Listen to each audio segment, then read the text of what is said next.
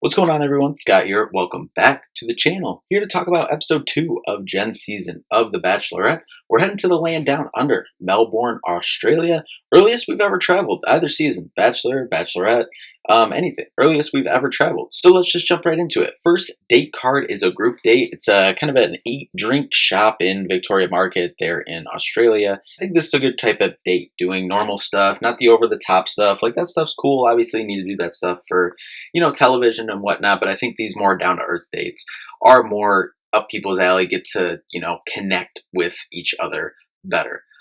Who makes those special moments is what Jen's looking for. Maybe pull her to the side or, just make her feel special in the group.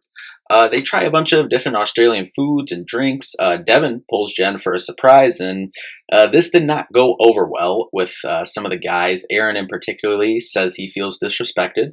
Devin takes her to go get gelato. Jen appreciates it, making a little moment for them. But it is awkward when the rest of the guys show up, as she says. Aaron says if it's a group date, they should be doing stuff as a group. Yes and no. As Jen said, you want people to, make her feel, special and important.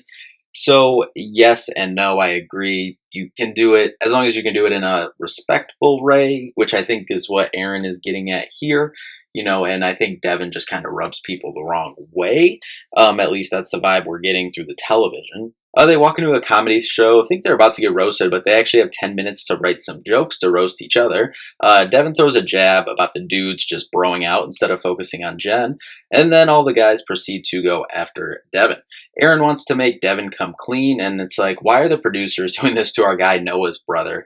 I feel like he's going down the wrong path, and I feel like this is kind of what happened to Noah in his season of The Bachelorette, and then he kind of had a full redemption story on Bachelor in Paradise. I hope it doesn't continue to spiral for Aaron here, but that just seems like where we're heading at this point. At the night portion, Jonathan has the first one-on-one time of the night. Aaron tells Devin, seems like might have been a little too soon to pull her right there in the group date, and he's like, what can you do? It was just a little moment. Grant and Jen have a little deeper talk when he asks what made her the woman she is today. They talk about family a little bit too, and hey, they share a nice moment, share a nice kiss there on the sofa.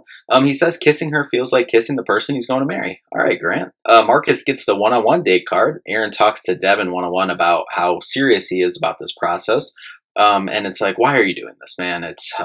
Aaron says Jen doesn't want to be with a boy, and Aaron also doubts Devin's intentions. Devin says, I can't wait for you to come to our wedding and find out. Don't get me wrong, I'm on Aaron's side here, but Jesus, man, just, sometimes it's like, if you say like one thing, okay, but then once you keep spiraling, which I know a lot of this is, more than likely producer driven, but just don't like the path we're heading down there for Aaron.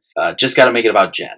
Which credit to Aaron, he did when talking to her, didn't bring up anything, just how he's a little more passive and why he might have struggled a little bit on the group date. But Devin, right on cue, pushes an ice cream cart in to steal Jen. Aaron does kind of a good job and just walks away, but then Aaron does get convinced to go back in and interrupt Devin, and then Devin comes back in and re-interrupts, and it's just kind of a silly couple moments.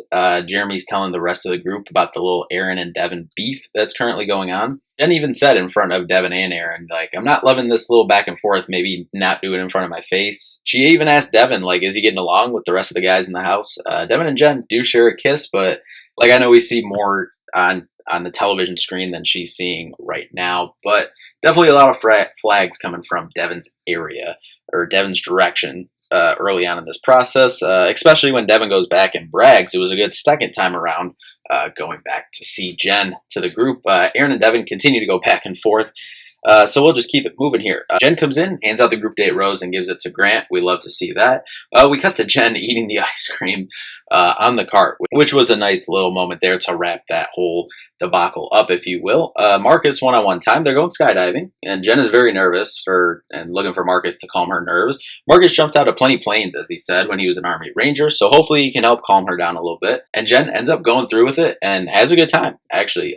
Dinner portion, they're at the State Library building. Marcus is hoping to be able to open up to her more tonight, and Jen said how comfortable she felt with him night one, and that's why she wanted to choose him for this date. He opens up about his time being an Army Ranger and how when he was over on a tour of duty that a grenade came in a room where he was, and he ended up spending months in the hospital, learning how to walk again, and how that really changes perspective on life. And how could it not? And I mean, truly, and I said it in last week's recap as well, talking about Marcus, like, thank you again for your service, Marcus, and also thank you for opening up for all of us to hear, your story, and not just Jen, but for this show. And that shows incredible strength by him.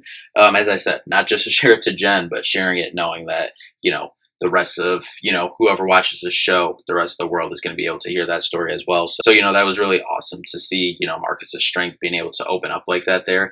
Jen does give him the rose at the end of the one-on-one date as well. Stock going way up early on for Marcus. I really like the connections they had last week, and this one-on-one date continued to trend going up for Marcus.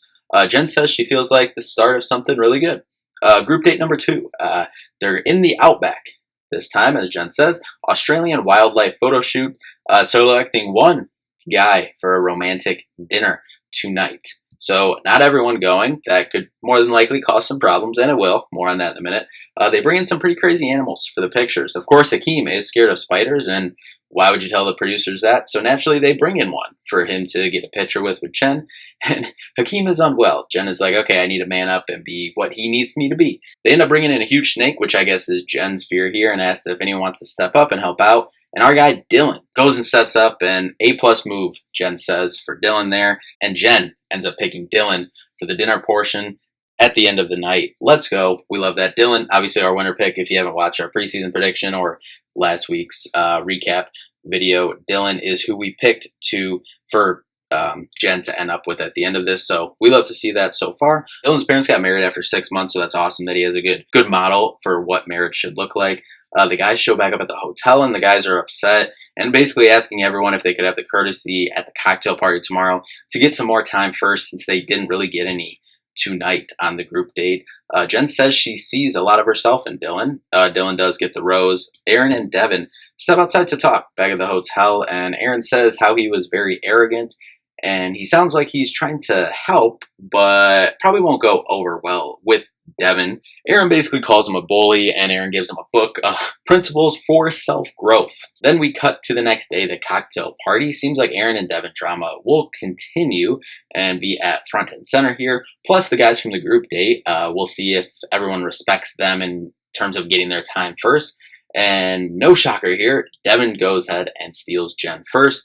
Most of the guys seem to feel the same way, that they were all a little ticked off. Thomas N goes up and steals Devin and kind of calls him out. Jen's a little confused, and she's like standing around the corner listening.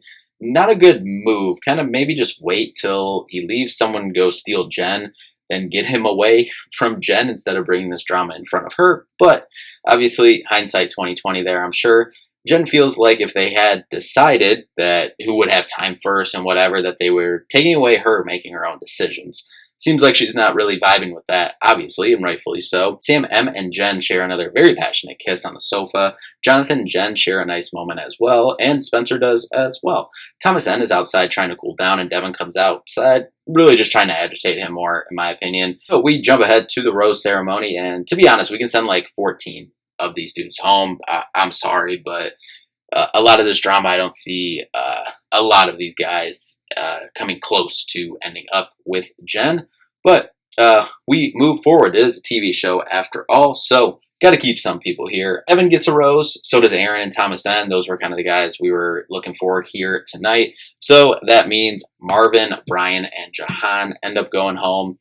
Sounds like more Devin drama next week. So we'll see how long that goes. Obviously, he's clearly the early season villain, if you will. I'm sure he's a good guy, but that's just how the show goes. That's how, reality TV shows go. That's how the Bachelorette, Bachelor in Paradise, every show goes. You got to have a villain for certain periods. So it seems like, Devin is that early season villain here.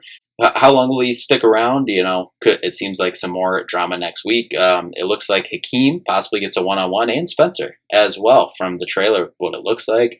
But then we get Aaron telling Jen some people might not be here for the right reasons. Assuming we're talking about Devin here, but then we see Jen kind of saying like, I've made the wrong decisions before, and seems like implying like walking someone out.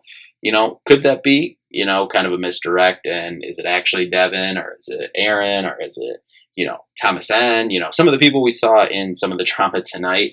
I don't know, but I'm excited to wait and see. Should be a good one. Again, I'm still sticking with, I think this is going to be a really good season. I think Jen is killing it so far as the Bachelorette. I think the cast of guys is, pretty good so far. There's a handful of guys that I like, that I think are actually truly there for Jen. I'm not calling or saying anyone isn't there for her, but just, seemed like a good group of guys for the most part. So I'm excited to see how this, turns out. Seems like we could possibly get a conclusion to some of this drama next week, or get it continued for another, 2 or 3 episodes. But anyway, thank you all so much for watching. We'll see you in the next one.